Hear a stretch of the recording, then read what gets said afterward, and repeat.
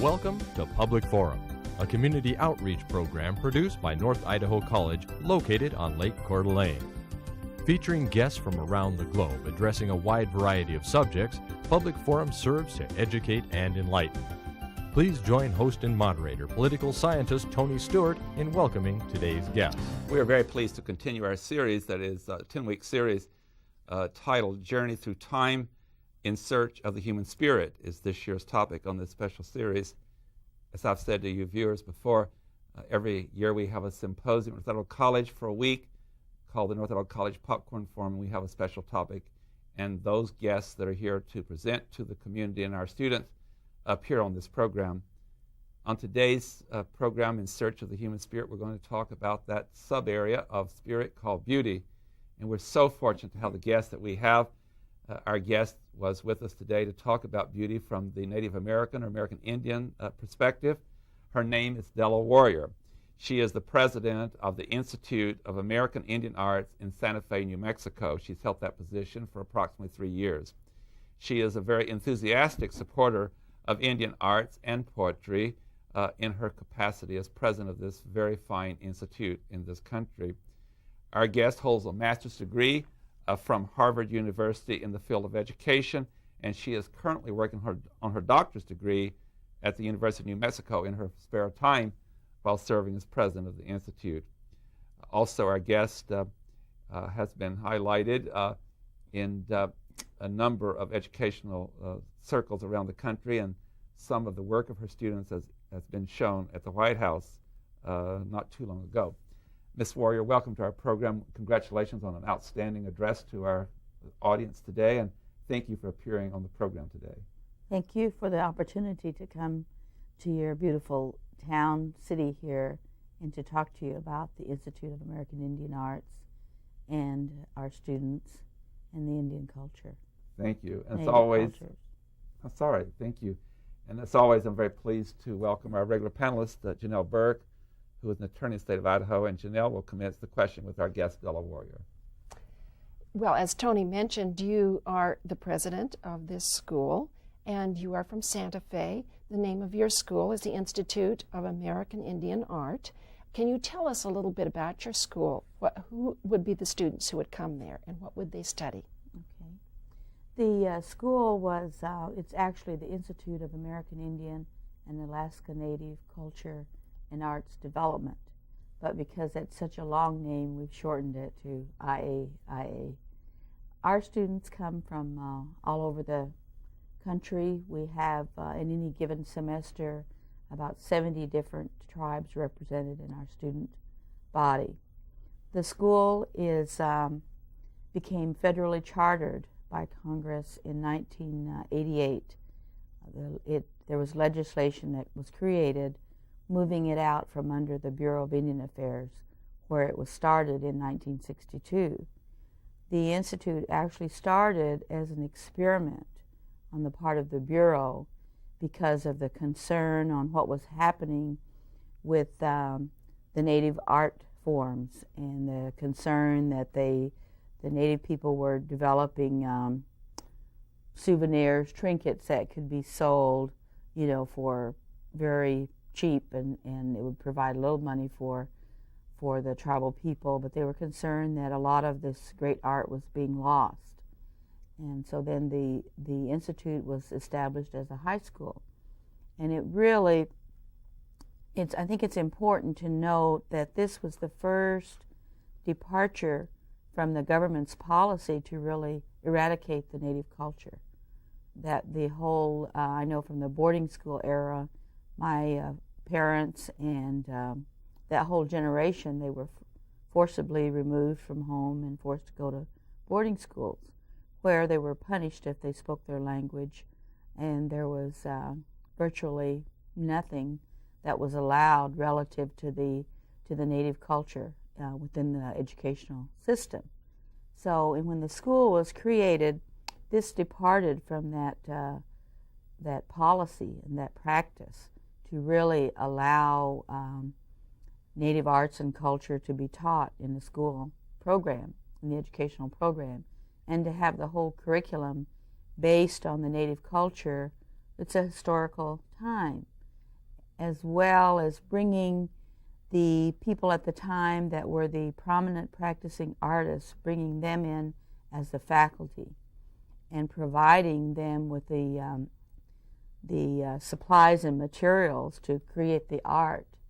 So it was a wonderfully successful experiment that the students, for the first time, they could come to a school where they could feel proud about who they were, and their culture was really nourished. Their spirits were nourished, so to speak, and out of this, some great artists were developed. T.C. Cannon, Fritz Scholder was one of the instructors. He was on the faculty then, and as was Alan Hauser and Charles and Audley Lolema. And the influence that these individuals had on the students is tremendous, and it's pretty amazing. In fact, we have an exhibit at our museum. It's a contemporary Indian art museum that talks about this period in time during the 60s, the civil rights movement. There was a lot of things going on in the nation. So the exhibit focuses on the art of the students during the 60s. So now your school has expanded, though, to include students who are postgraduate. Is that correct? Or do I misunderstand? Are they only high school students? No, actually the school started as a high school program. It was on the Santa Fe Indian School campus.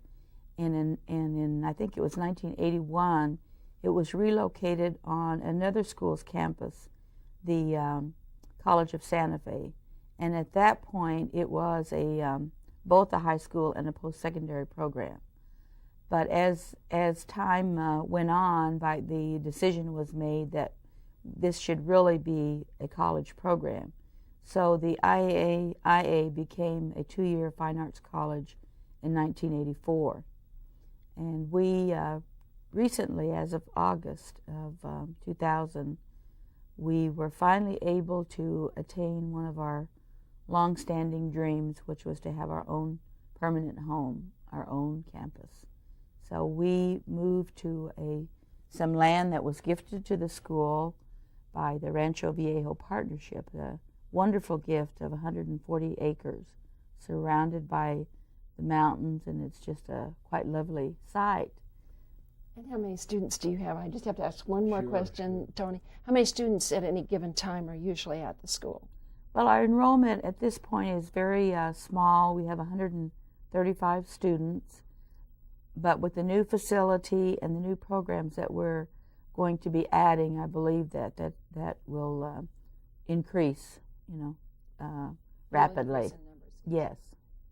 Well, certainly with that wonderful gift and that much land, you have a lot of room for expansion in the future. That is so wise for future planning. And I want to also talk a little more about the curricula. If you just take us through, although you were sharing some of that with Janelle, if a student was, and you have your catalog and materials available, but if a student was taking a look at coming to your institution, what are all the possibilities that a student could explore at this time?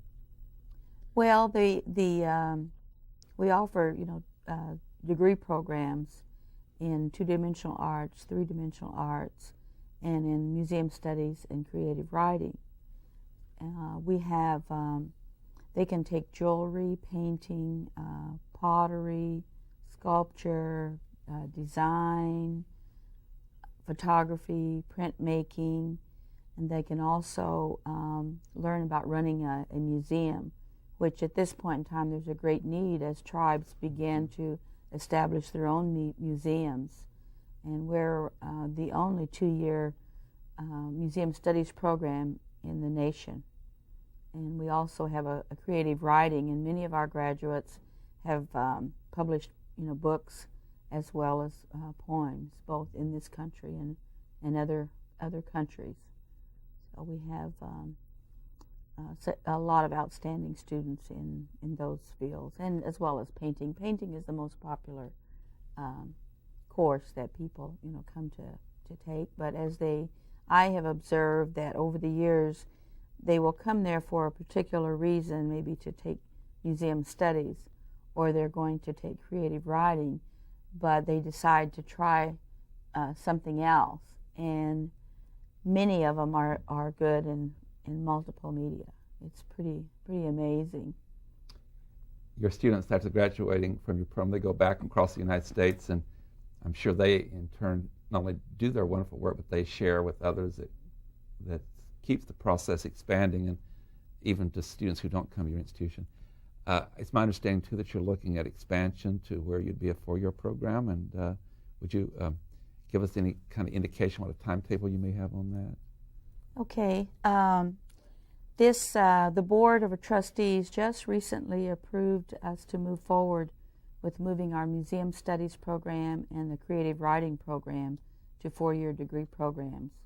So we are pursuing accreditation on those 2 particular programs. And then following that, then we will hope to implement the 4-year programs by the spring of 2002. And the other expansions that we want to do are in the applied arts arena, into the business and technology side of art, into digital design and digital media, and really enable our students to be competitive in today's market. Well, that is just wonderful. Also, along that line, you brought some of your work with you, and or your students, and during your presentation, you showed in painting just a lot of variety, but just beautiful colors and enrichments. You recently had an exhibit at the White House. Is that correct? Well, it wasn't. It was actually the First Lady's exhibit, the former First Lady, I should say. That was an exhibit in the Rose Garden on Native American sculptures. And there were 12 sculptures in the Rose Garden. And of the 12, at least 7 of them were former IAIA students or faculty. So I think that is a testament to the program of quality as an art school that we have. That this exhibit was at the White House, but also across the country in the major museums that have Native art. Our alums are always prominent in those exhibitions. And I guess I would just like to comment on the students that you had referred to earlier. They go home and they have an influence. I think that the impact that these students have had as they return to their respective homelands and the interaction that they have with their relatives and in their own communities, I think that that is why we have seen such a wonderful blossoming of Indian art all over the country. It's quite different today than it was 30 years ago when I was a youngster, and there was very little out there in the communities across the country. It was trinkets more or less, but today, we have some very fine arts, and it's I think that our school has been the major force and influence on that. One other question before I go back to the panel, in this case, Janelle. You have wonderful connections around the country. In fact, to show the prestige of your institution, the majority of the board members, the governing board, are appointed by the President of the United States and require U.S. Senate confirmation. So how has that enhanced your opportunity to, now I know you're getting ready to go into a major capital fund drive, so those members are chosen. They obviously are well-known and prestigious members of their states and communities. Would you just address that briefly? Okay. We have a 19-member board of trustees, 13 of which are appointed by the President, confirmed by the House and Senate. And then we have 4 congressional appointees, 2 senators and 2 congressmen or women, and those are confirmed by the House and Senate. And then the president of the Associated Student Governing Body sits on the board, and I sit on the board as non-voting members, along with the congressional representatives.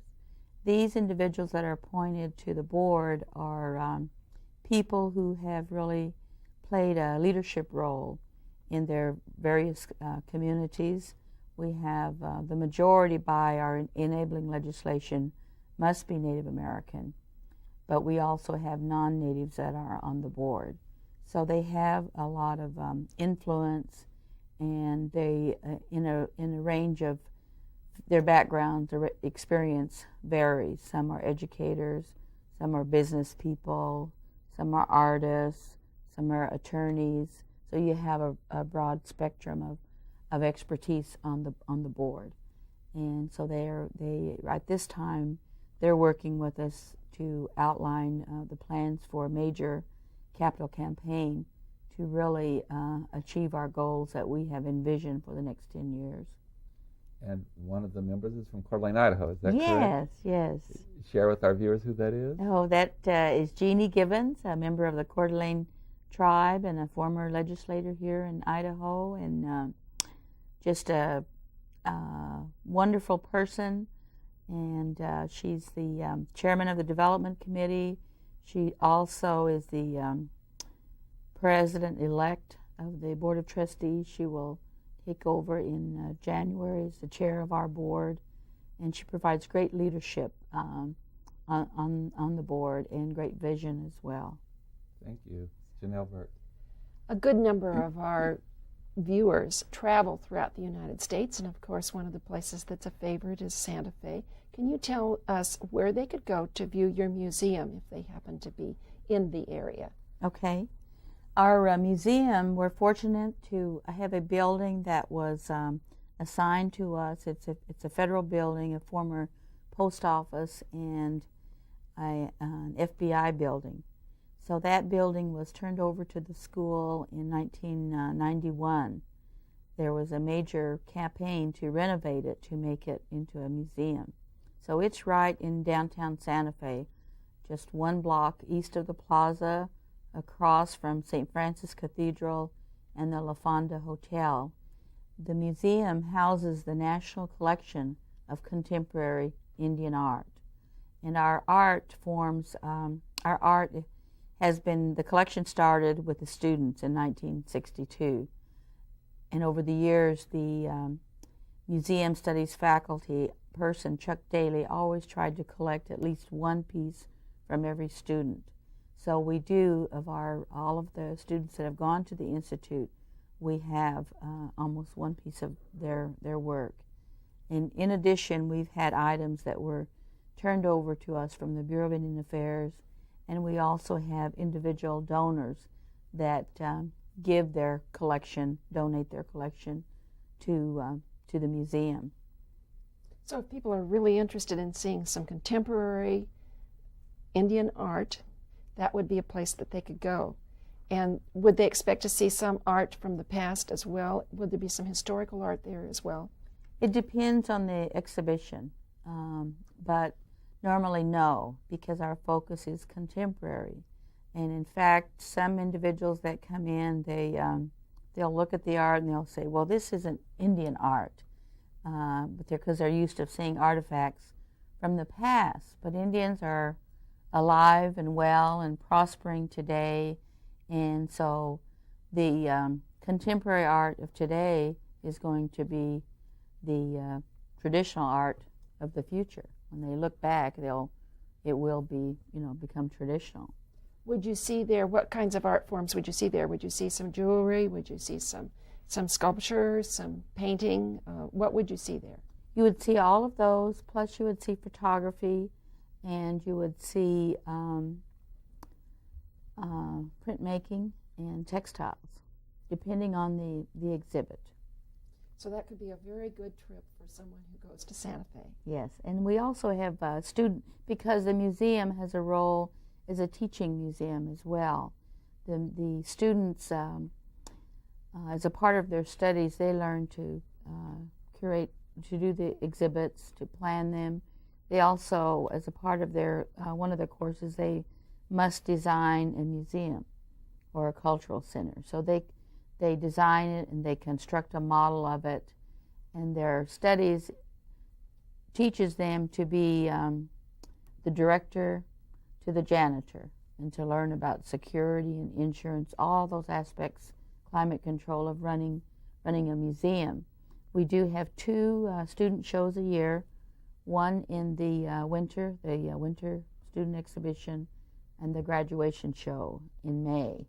But in addition, since we now have our own campus, we have it's very high ceilings, so there's a lot of art at any given time right in the academic building. It's another gallery space, so that's quite wonderful. We also have sculptures out on the campus that have either been donated or we purchased or were faculty and student projects. We have a sculpture that was done as a project of Mr. Hauser's class with the students. It's of a buffalo. Let's talk a little bit about your funding.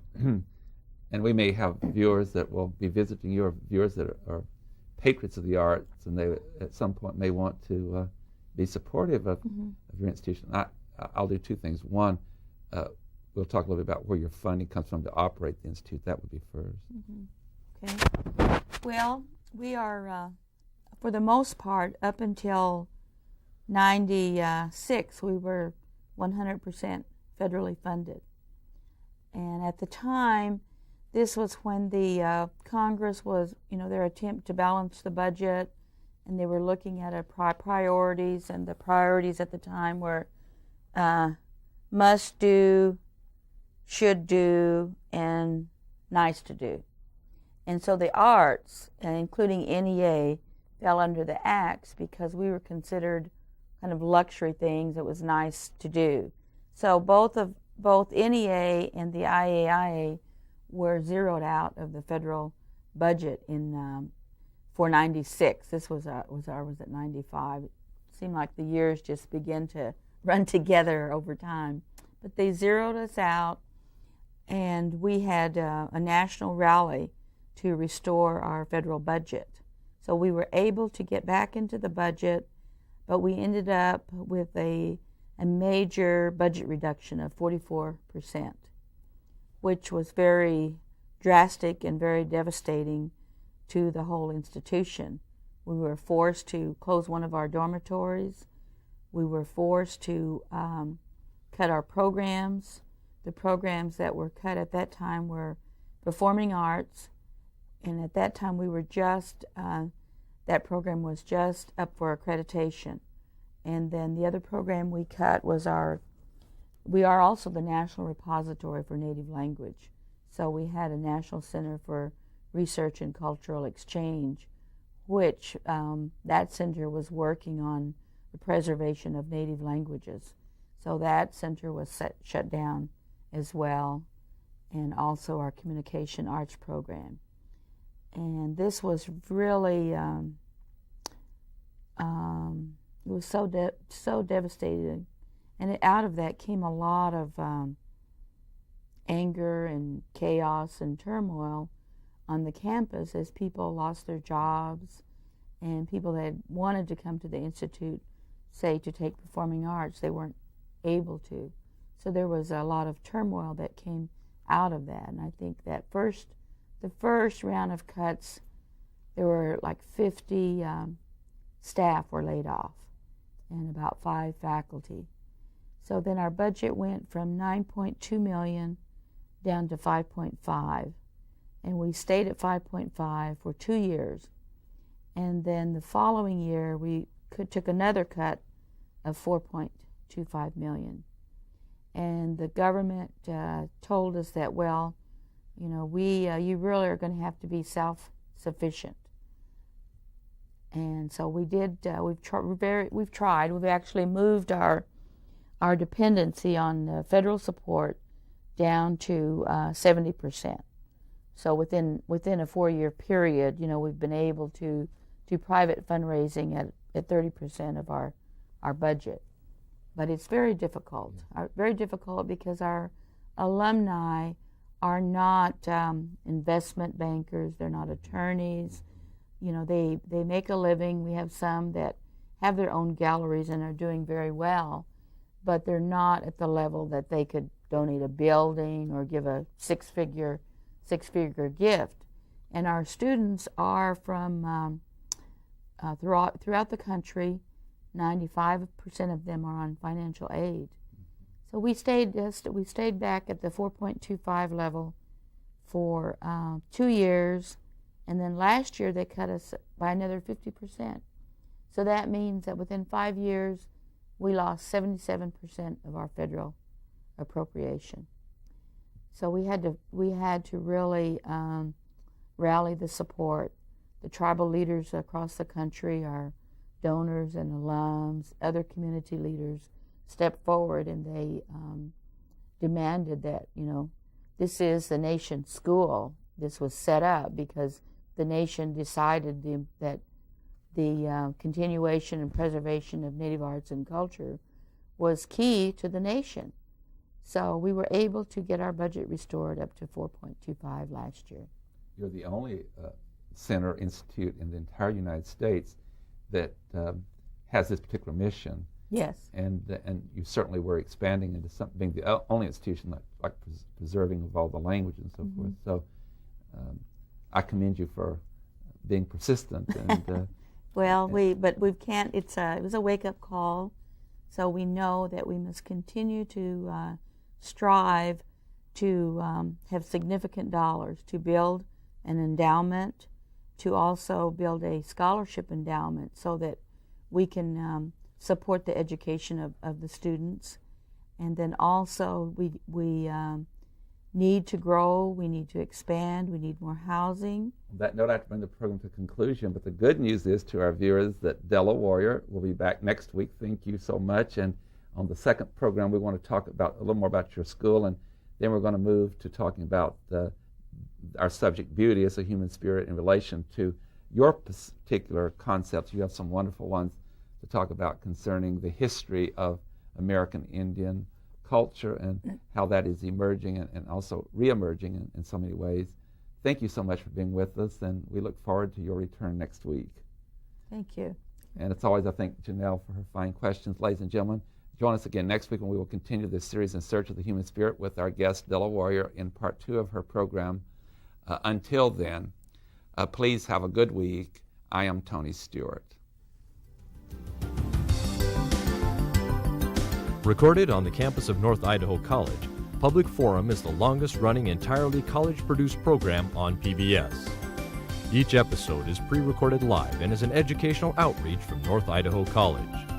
Please join us again at this same time next week for another edition of Public Forum on this public television station.